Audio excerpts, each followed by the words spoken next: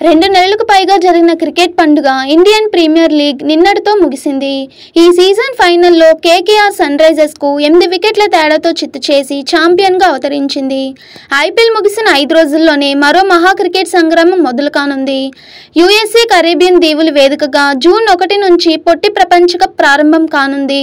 ఈ mega tourney దాదాపుగా నెల రోజుల పాటు అభిమానులకు కనువిందు చేయనుంది. పొట్టి ప్రపంచ కప్ ఐసీసీ ఈవెంట్ కావడంతో అభిమానుల్లో అమితాసక్తి నెలకొని ఉంది. దేశానికి ప్రాతినిధ్యం వహించే టోర్నీ కావడంతో తీవ్ర భావోద్వేగాలు ఉంటాయి. ఈసారి వరల్డ్ కప్ గతంలో ఎన్నడూ లేనట్లుగా 20 జట్లు పాల్గొంటున్నాయి.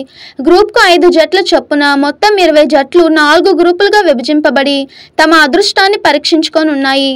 భారత్ చిరకాల ప్రత్యర్థి పాకిస్తాన్తో కలిసి గ్రూప్ ఏలో పోటీ పడనుంది. కేకేఆర్ ఆల్రౌండర్ సునీల్ నరైన్ ఎవరికీ సాధ్యం కాని అత్యంత అరుదైన ఘనతను సాధించాడు.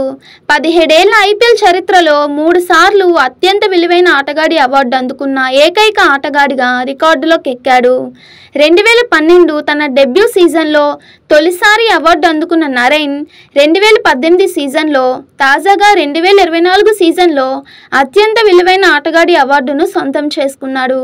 ఈ సీజన్లో 14 మ్యాచ్లో 488 పరుగులు చేసి 17 వికెట్లు పడగొట్టిన నరైన్ 2018 సీజన్లో 357 పరుగులు, 17 వికెట్లు, 2012 సీజన్లో 24 వికెట్లు పడగొట్టాడు.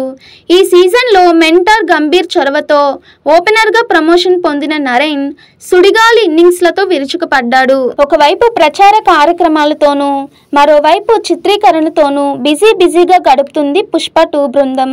చిత్రీకరణ దాదాపు తుది దిశకు చేరుకుంది.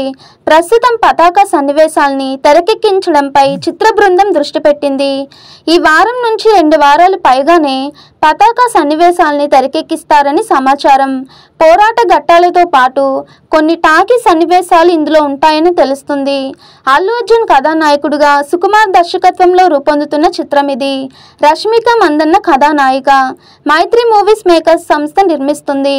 ఆగస్టు 15న ఈ చిత్రం ప్రేక్షకుల ముందుకు రానున్న సంగతి తెలిసిందే. పవన్ కళ్యాణ్ కథానాయకుడుగా తెరకెక్కుతున్న సినిమాల్లో ఓజీ ఒకటి. సుజీత్ దర్శకత్వం వహిస్తున్నారు. ఈ సినిమా గురించి కొన్ని ఆసక్తికరమైన విషయాల్ని పంచుకున్నారు దర్శకుడు సుజీత్. బజే వాయువేగం ప్రచార కార్యక్రమాల్లో భాగంగా ఆ చిత్ర కథానాయకుడు కార్తికేయ, దర్శకుడు సుజీత్ కలిసి ఓ ఇంటర్వ్యూలో పాల్గొన్నారు. ఈ సందర్భంగా ఓజీ సినిమా ప్రస్తావన రాగా ఆ సంగతుల్ని పంచుకున్నారు సుజీత్. పవన్ కళ్యాణ్ సినిమాల్లో జపనీస్ సినిమాల ప్రభావం చాలా ఉంటుంది. అవకాశం వస్తే పవన్ కళ్యాణ్ని ఆ నేపథ్యంలో చూపించాలనుకున్నా. ఓజీతో అది నెరవేరింది. ఒరిజినల్ గ్యాంగ్స్టర్ అనే మాట నుంచే ఓజీ అనే పేరు పుట్టినట్టు తెలిపారు. పవన్ కళ్యాణ్ ఒరిజినల్ కథ చేయడంలో అనుభూతి కిక్కే వేరు. ఒక లైన్ చెప్పగానే ఆయన చేయడానికి అంగీకారం తెలిపారన్నారు సుజీత్. ఓజీలో పవన్ కళ్యాణ్ సరసన ప్రియాంక మోహన్ నటిస్తున్నారు. బాలీవుడ్ నటుడు ఇమ్రాన్ హస్మీ కీలక పాత్ర పోషిస్తున్నారు. 10 ఏళ్ల తర్వాత కోల్కతా నైట్ రైడర్స్ మళ్లీ ఐపీఎల్ ఛాంపియన్గా అవతరించింది. ఆదివారం చెపాక్ మైదానంలో ఏకపక్షంగా సాగిన ఐపీఎల్ 17వ సీజన్ ఫైనల్ పోర్లో కోల్కతా 8 వికెట్ల తేడాతో సన్ రైజర్స్ హైదరాబాద్పై ఘన విజయం సాధించింది. టాస్ గెలిచి ముందుగా బ్యాటింగ్కు దిగిన సన్ రైజర్స్ 18.3 ఓవర్లలో 113 పరుగులకే ఆలౌట్ అయింది. ఐపీఎల్ చరిత్రలో ఫైనల్ మ్యాచ్లో ఇదే అత్యల్ప స్కోరు. అనంతరం నైట్ రైడర్స్ 10.3 ఓవర్లలో 2 వికెట్లకు 114 పరుగులు చేసి గెలిచింది. వెంకటేష్ అయ్యర్ 26 బంతుల్లో 52 నాట్అవుట్, 4 ఫోర్లు, 3 సిక్స్లు. రహ్మానుల్లా గుర్బాజ్ 32 బంతుల్లో 39, 5 ఫోర్లు, 2 సిక్స్లు. రెండో వికెట్ 45 బంతుల్లో 91 పరుగులు జోడించి జట్టును గెలిపించారు. 4 సార్లు ప్రజల చేత ఎన్నుకోబడిన ప్రజాప్రతినిధి ప్రాణాలకు రక్షణ కరువైంది. ఒక కేసు నుంచి ఓట దొరికిందని అనుకునే లోపే 3వ తప్పుడు కేసులు బనాయించి అరెస్ట్ చేసే యత్నాలు చేస్తున్నారు. అంతేకాదు సదరు ఎమ్మెల్యేను హతమార్చేందుకు కుట్రలు పన్నుతున్నారని ఆందోళన వ్యక్తం చేస్తుంది వైఎస్ఆర్సీపీ. మాచర్ల ఎమ్మెల్యే పిన్నెల్లి రామకృష్ణారెడ్డిపై ఒకదాని వెంట ఒకటి వరుస కేసులు పెడుతున్నారు పోలీసులు. ఇప్పటికే ఈవీఎం ఘటన కేసులో హైకోర్టు ఆయనకు ఊరట లభించగా ఆయన ఎలాగైనా అరెస్ట్ చేయాలని కంకణం కట్టుకున్న పోలీసులు మరో 3 హత్యాయత్నం కేసులు పెట్టారు. అయితే ఈ పరిణామాలపై వైఎస్ఆర్సీపీ ఆందోళన వ్యక్తం చేస్తుంది. ఏదో ఒకలా ఆయన్ని హతమార్చేందుకు జరుగుతున్న కుట్రలో భాగమే ఇదంతా అని అనుమానాలు వ్యక్తం చేస్తుంది. ఐపీఎల్ 2024లో రన్నరప్గా సన్ రైజర్స్ హైదరాబాద్ నిలిచింది. ఈ మెగా ఈవెంట్లో భాగంగా చెపాక్ వేదికగా కోల్కతా నైట్ రైడర్స్తో జరిగిన ఫైనల్ మ్యాచ్లో 8 వికెట్ల తేడాతో ఎస్ఆర్హెచ్ ఓటమి పాలైంది. దీంతో ముచ్చటగా మూడోసారి టైటిల్ను ముద్దాడాలన్న హైదరాబాద్ కల నెరవేరలేదు. ఇక ఈ మ్యాచ్లో బ్యాటింగ్ బౌలింగ్ పరంగా తీవ్ర నిరాశపరిచింది. బౌలింగ్ విషయం పక్కన పెడితే బ్యాటింగ్లో అయితే మరింత దారుణ ప్రదర్శన కనపరిచింది. కేకేఆర్ బౌలర్ల దాటికి ఎస్ఆర్హెచ్ బ్యాటర్లు పెవిలియన్కు క్యూ కట్టారు. కనీసం ఏ ఒక్క ఆటగాడైనా జట్టు కోసం ఆడినట్టు అనిపించలేదు. వచ్చామా వెళ్ళామా అన్నట్లు ఎస్ఆర్హెచ్ ఇన్నింగ్స్ కొనసాగింది. ఈ క్రమంలో 113 పరుగులకే ఎస్ఆర్హెచ్ కుప్పకూలింది. అంతకుముందు ఈ చెత్త రికార్డు చెన్నై సూపర్ కింగ్స్ పేరిట ఉంది.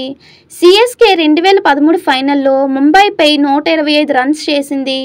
తాజా మ్యాచ్లో ముంబైను ఎస్ఆర్హెచ్ను అధిగమించింది. తిరుమలలో భక్తుల రద్దీ కొనసాగుతుంది. శ్రీవారి దర్శనానికి 16 గంటల సమయం పడుతుంది. దర్శనానికి 31 కంపార్ట్మెంట్లో వేచి ఉన్న భక్తులు నిన్న 89,161 మంది స్వామివారిని దర్శించుకున్నారు. 36,450 మంది భక్తులు తలనీలాలు సమర్పించుకున్నారు. శ్రీవారి హుండీ ఆదాయం 3.7 కోట్లు. మరోవైపు టైమ్స్లో టెసెస్గా దర్శనం కోసం 12 కంపార్ట్మెంట్లో భక్తులు వేచి ఉండగా 6 గంటల సమయం పడుతుంది. 300 రూపాయలు ప్రత్యేక దర్శనానికి 4 గంటల సమయం పడుతుందని వెల్లడించింది. ఎన్నెన్నో అనుకుంటాం, అన్నీ జరుగుతాయా ఏంటి, ఇది అంతే, ఈసారి కాకపోతే మరోసారికి చూసుకుందామని సన్ రైజర్స్ హైదరాబాద్ అభిమానులు ఎవరికి వారే ధైర్యం చెప్పుకుంటున్నారు. చెన్నైలోని చెపాక్ స్టేడియం వేదికగా ఆదివారం జరిగిన ఐపీఎల్ చివరి మ్యాచ్లో ఎస్ఆర్హెచ్పై కోల్కతా నైట్ రైడర్స్ విజయం సాధించింది. గెలుపును మాత్రమే ఊహించిన సన్ రైజర్స్ జట్టు ఓనర్ కావ్య మారనకు ఇది పెద్ద భంగపాటనే చెప్పాలి. కళ్ళ ముందే జట్టు కుప్పకూలిపోవడం చూసి కావ్య తట్టుకోలేకపోయింది. కన్నీళ్లను దిగమింగుకునే ప్రయత్నం చేసింది. తన వల్ల కాకపోవడంతో వెనక్కి తిరిగి కంటతడి పెట్టుకుంది. ఈ వీడియో నెట్టింట తెగ వైరల్ అవుతుంది. ఈ వీడియోపై అమితాబ్ బచ్చన్ స్పందించారు. ఫైనల్లో కేకేఆర్ అద్భుతంగా ఆడి గెలిచింది.